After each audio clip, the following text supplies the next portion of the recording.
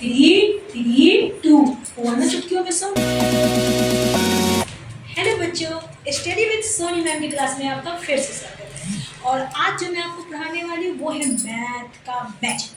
Math का magic, क्योंकि बहुत ऐसे विद्यार्थी हैं जिनको मैथ काफ़ी टफ लगता है और जिसके कारण वो कॉम्पिटिटिव एग्जाम के रिजल्ट उनके लिए जो हो जाता है थोड़ा कठिन बन जाता है। तो मैं इसी प्रॉब्लम्स को ध्यान में रखते हुए आज आपके लिए मैथ जो है वो बिल्कुल कठिन को सरल बनाऊंगी और जो मैथ अभी तक आप नहीं समझते थे उन्हीं मैथ को आप चुटकियों में सॉल्व करोगे। और ये तभी संभव होगा जब आप अपने मैम के साथ इस क्लास में जुड़े रहोगे। तो चलो बच्चों, आज हम मैथ के क्लास में सबसे पहले जिस चीज़ को मैं आपको बताने वाली हूँ वो है चुटकियों में गुना करना। तो चुटकियों में गुना करना कैसे होगा, चलो देख लेते हैं। जैसे कि बेटा कोई भी दो अंकों का गुना आप रख लो।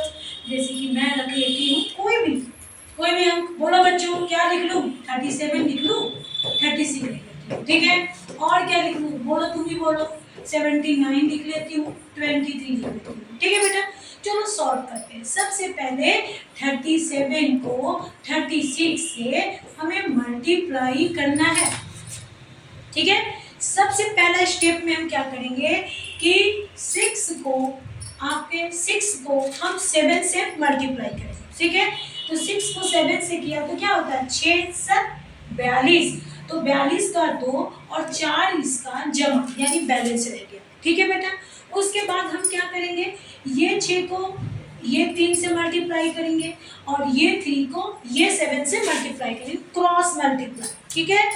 अब 6 को 3 से किया, 6 तिया 18, 3 को 7 से किया 21 और दोनों को हम यहाँ पर जोड़ेंगे तो 8 और 1 क्या हो गया? 9, 2 और 1 कितना हो गया? 3, 39। और उसके बाद बैलेंस हमारा 4 पहले से हम लोग का वेट कर रहा था, अब इसे भी इसमें ऐड कर देंगे। तो 9 और 4 आपका कितना हो गया? 13 और 3 और 1 कितना हो गया? 4। अब हम 43 का यहाँ पर 43 का 3 लिखेंगे और 4 फिर बैलेंस में रखेंगे, ठीक है। उसके बाद क्या करेंगे, इस 3 को इस 3 से मल्टीप्लाई करते हैं। तो 3 को 3 से किया तो कितना हो बच्चों? 9। और 9 में हम ऐड करते हैं 4। तो ये क्या हो गया? 9 और 4 क्या हो गया? 30। तो यहाँ पर हम क्या लगा देंगे?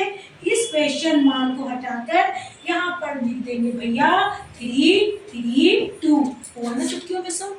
चलो फिर एक और देख लेते हैं। मैम नहीं समझ में आया, आप एक बार फिर से इस टॉपिक को बताओ क्योंकि मेरा क्लियरेंस नहीं हो रहा है, ठीक है बेटा। तो चलो फिर एक क्वेश्चन को बता देती हूँ। जैसे कि आपको 79 को 23 से करना है, ठीक है। पहले स्टेप में क्या करना है कि आप 9 को 3 को 9 से किया तो कितना हो गया? 27। 7 लिया, 2 बैलेंस कर दिया, ठीक है। उसके बाद फिर इस 3 को इस 7 से मल्टीप्लाई करेंगे और इस 2 को 9 से करेंगे, ठीक है। तो 7 तिया 21, 9 दूनी 18। तो जोड़ेंगे 8 और 1 क्या हो गया? 9, 2 और 1 हो गया 3 और फिर उसमें जोड़ेंगे 2 तो हमारे पास आ गया 41, ठीक है। 41 का 1 लिखेंगे, 4 हमारा बैलेंस हो गया, ठीक है। अब हम फिर से 7 दूनी 14 और 14 में 4 जोड़ देंगे तो कितना हुआ? 18। तो राइट आंसर 181 आपका हो गया 7, ठीक है बेटा।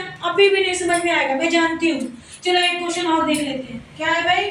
चलो 35 को 25 से कर लेते हैं, ठीक है। तो 35 को 25 से किया, आपने देख लिया कि 35 लिखा, 25 लिखा और 5 को 5 से करेंगे तो 25, 2 हमारा बैलेंस हो गया। फिर हमेशा की तरह क्रॉस मल्टीप्लाई, 5 तिया 15, 5 दूनी 10, दोनों को जोड़ेंगे 25, फिर बैलेंस को जोड़ेंगे तो आपका हो गया 27। 27 का 7, 2 आपका बैलेंस, 3 दूनी 6 और 6 और 2 कितना हो गया बच्चों? 8। तो यहाँ पर लिख देंगे 875, ठीक है। मैं उम्मीद करूंगी कि चलो मैं उम्मीद करूंगी कि आपको ये टॉपिक तो समझ में आ गया होगा।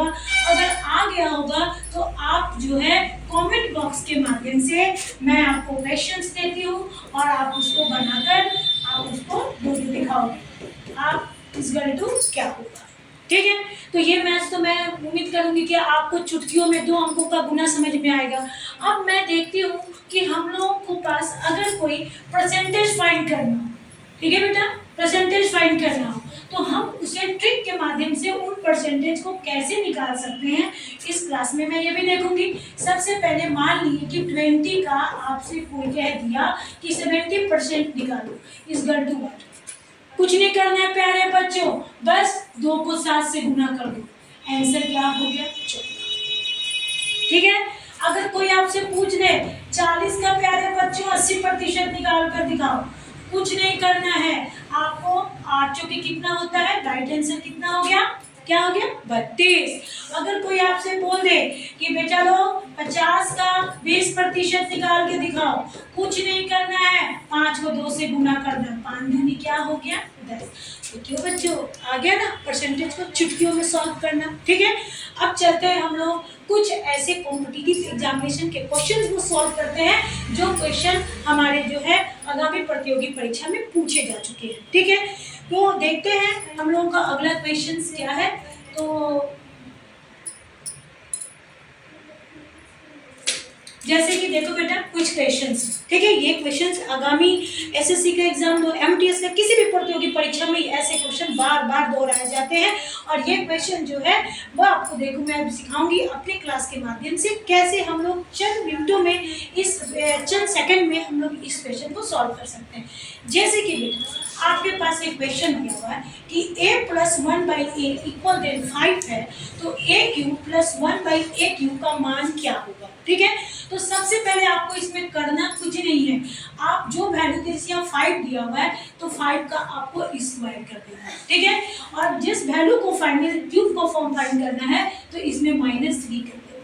5 का स्क्वायर का मतलब कि 5 को डबल टाइम मतलब 2 टाइम्स लिखा गया, तो 5 को 5 से किया 25 और -3 = कितना हुआ मेरे पास 22।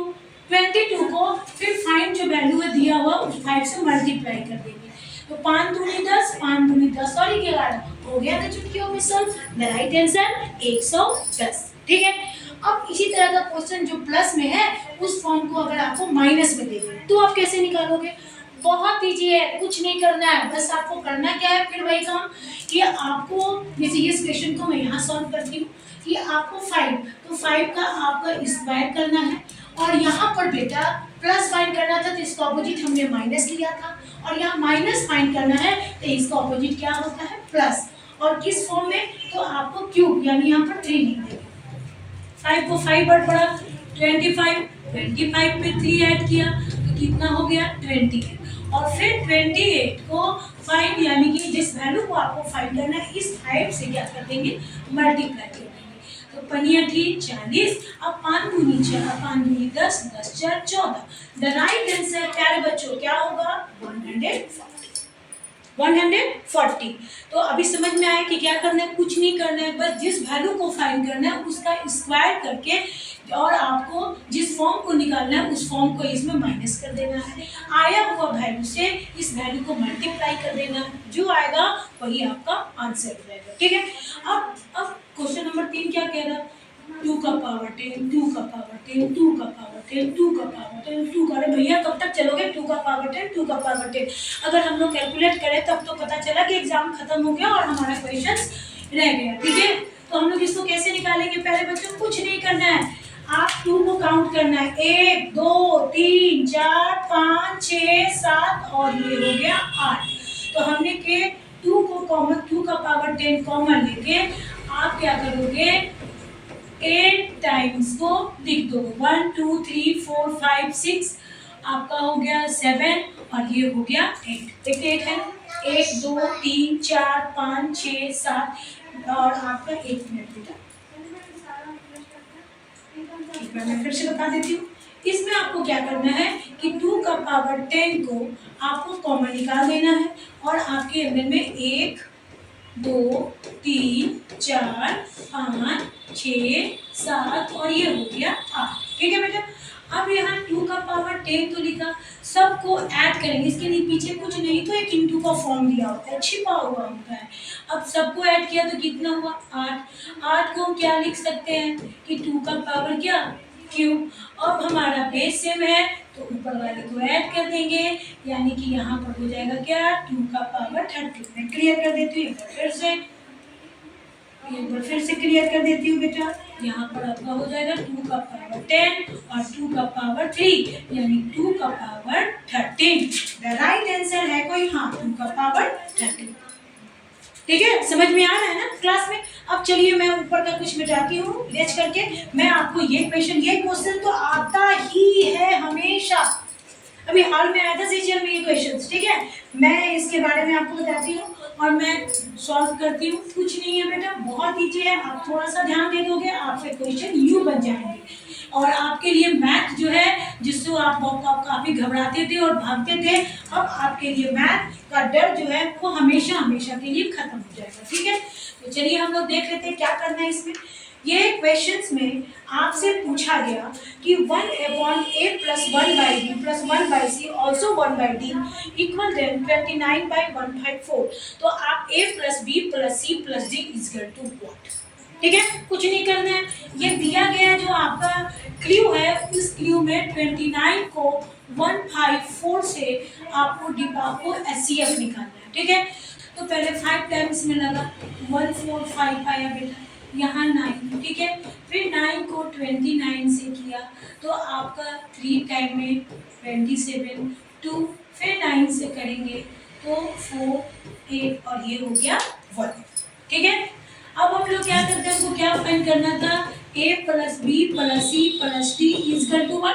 तो a का वैल्यू मेरा 5 है, b यहाँ पर 3 है, c आपका 4 है और d आपका 2 है। तो बस दिए गए वैल्यू को इस इक्वेशन पर पुट कर देना। तो ये आपका 5 हो गया, ये आपका 3 हो गया, ये आपका 4 हो गया और ये आपका 2 हो गया। चलो ऐड करते हैं, तो कितना हुआ आपका 5 3 8 8 4 12 और 12 में 2 ऐड कर दिया तो कितना हुआ 14। तो इसमें राइट आंसर क्या हो गया 14। ठीक है बेटा, तो मैं आज आपका ज़्यादा क्लास नहीं लूँगी। आज का क्लास मैं उम्मीद करती हूँ कि आपको बहुत अच्छा लगा होगा और आप अपने मैडम की वीडियो को ज़्यादा से ज़्यादा शेयर करो, ताकि घर बैठे जो भी बच्चे प्रतियोगी परीक्षा की तैयारी कर रहे हैं उनकी तैयारी और ज़्यादा मजबूती से हो सके। और मैं यही कहूँगी कि बेटा सबका साथ और सबका विकास। धन्यवाद।